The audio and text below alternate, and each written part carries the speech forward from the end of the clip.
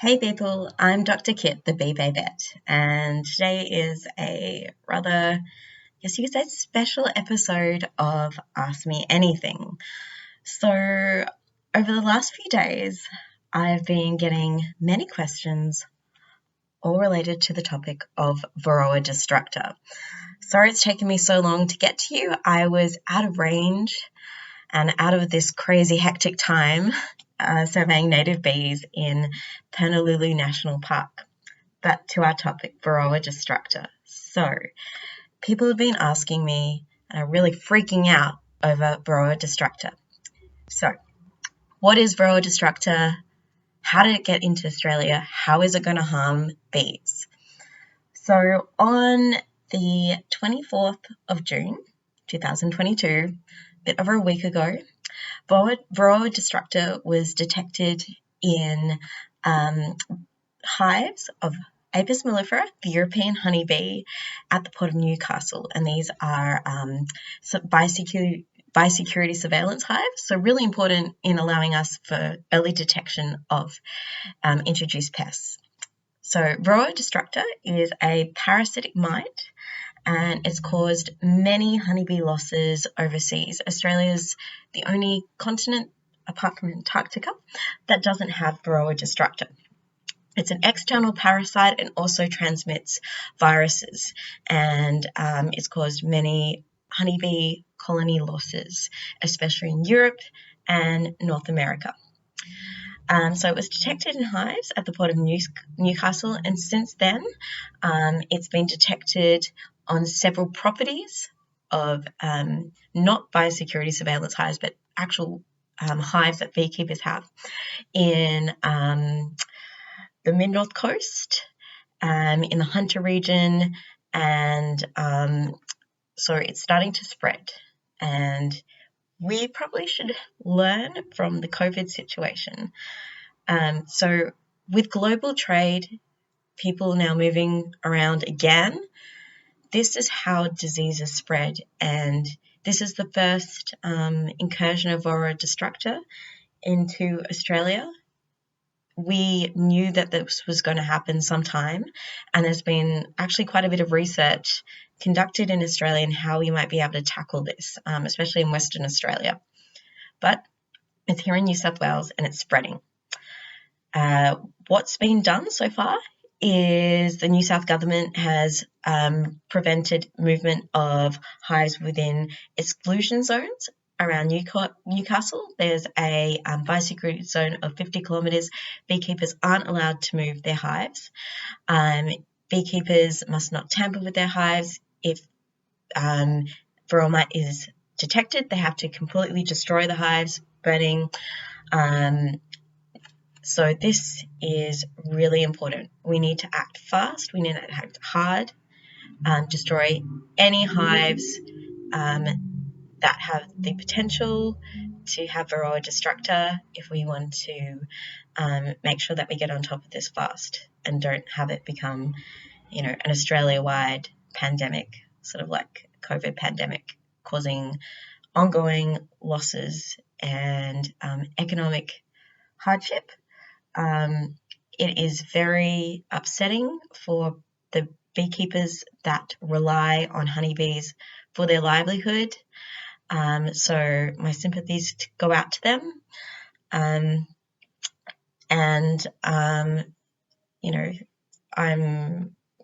really sympathetic of what they're going through, losing their livelihoods. But if we don't get on top of this, it could cause massive losses. There's been research conducted. As I said, we were preparing for this.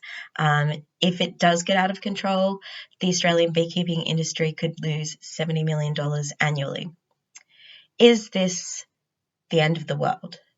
No. So honeybees are still the most abundant species of bee on the planet, even in areas where Varroa mite is.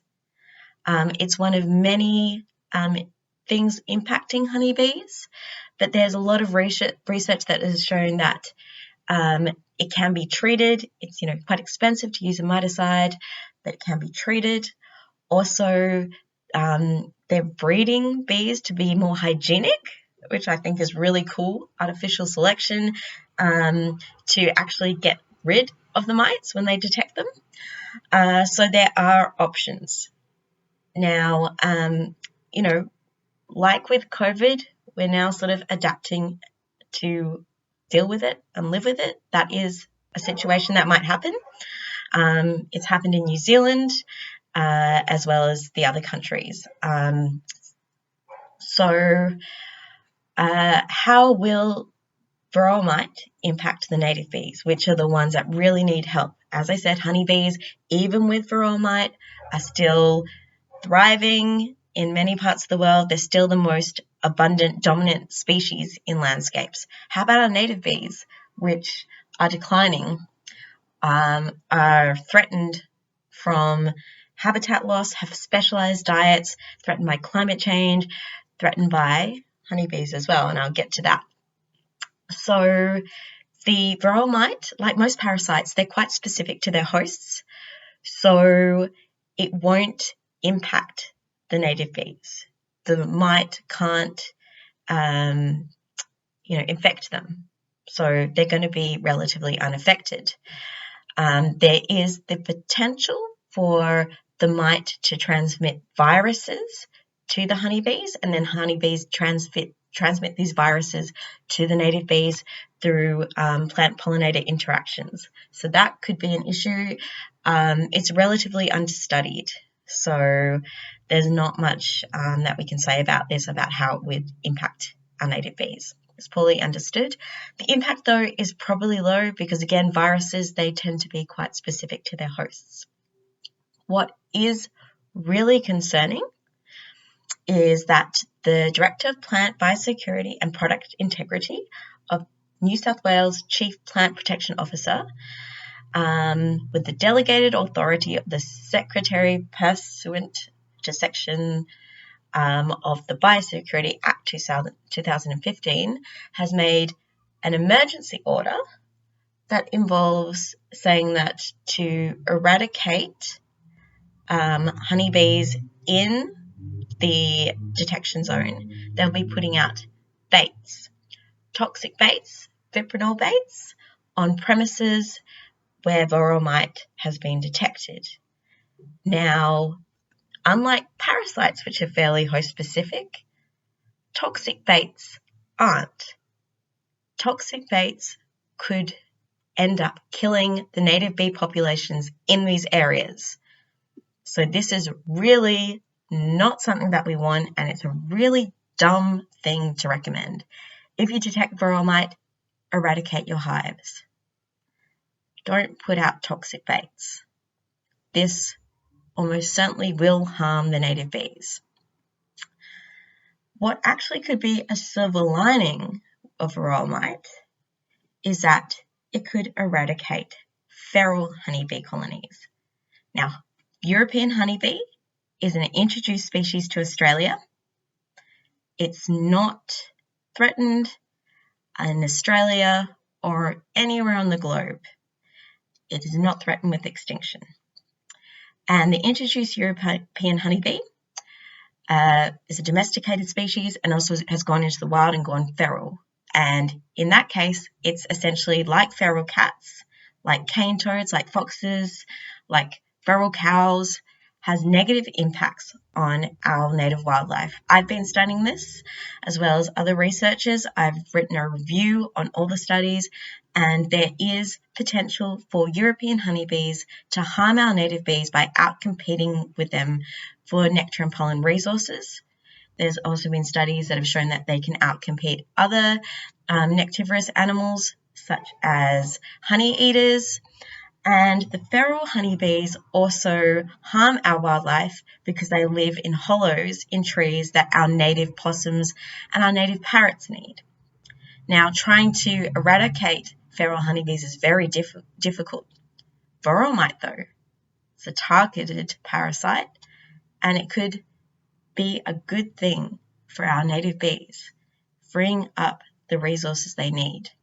Feral honeybees also compete with the domesticated honeybees that are important for crop pollination and can transmit diseases So they're not really good for even the honeybee industry.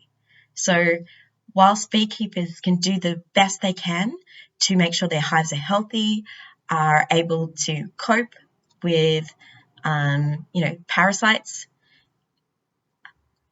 this might actually have a benefit for our native bee biodiversity. This, of course, is with the caveat that the government doesn't put out toxic baits that can harm non-target organisms. So that's the situation at the moment. I might give you an update next week, depending on whether there's been any change in the situation. Hopefully, things can get under control and we can eradicate this mite. But we also have to remember, now with the global borders opening up, there's a very high risk that Varroa mite will continue to be detected in Australia, and we just need to act quickly and make sure that our native bees are healthy and thriving so that they can pick up some of the pollination services that will be affected by the loss of honeybee colonies. All right, people, stay tuned for any updates, and also if you have any questions, put them in the comments or DM me on my Instagram at Bee Babette, BEE.BABETTE, and subscribe to the Bee Babette YouTube channel for more Ask Me Anythings.